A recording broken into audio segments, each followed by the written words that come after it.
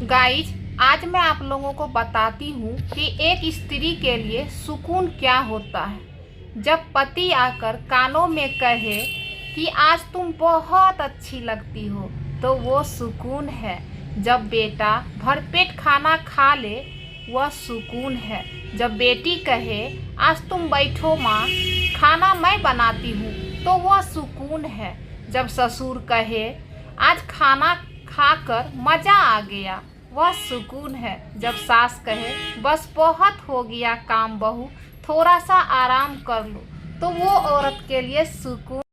इंसान होता है प्यार करने के लिए, पैसा होता है उपयोग करने के लिए, किंतु लोग प्यार पैसे से करते हैं और उपयोग इंसान का करते हैं।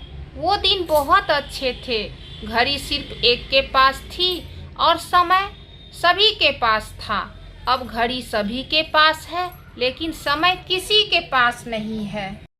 एक घर में सास और बहू बहुत प्यार से रहते थे।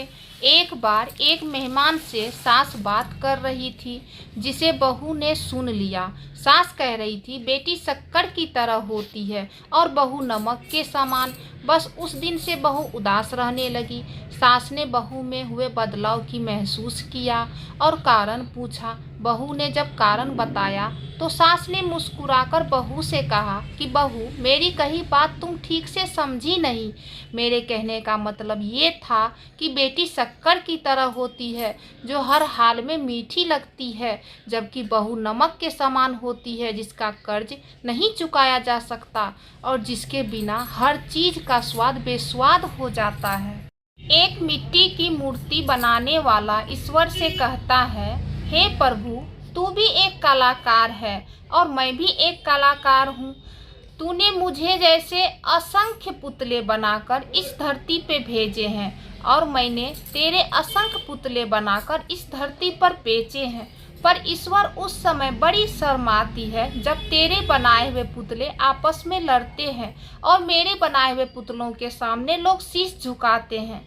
ध्यान से सुने, बहुत बड़ा सच छुपा हुआ है।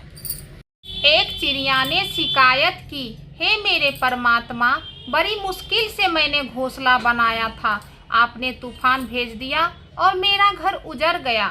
ऊपर से आवाज़ आई, तेरे घोंसले में सांप आया था तुझे खाने के लिए, इसीलिए तूफान भेजा, ताकि तुम जग जाओ और सुरक्षित उड़ सको, तुम्हारी जान सुरक्षित रहे।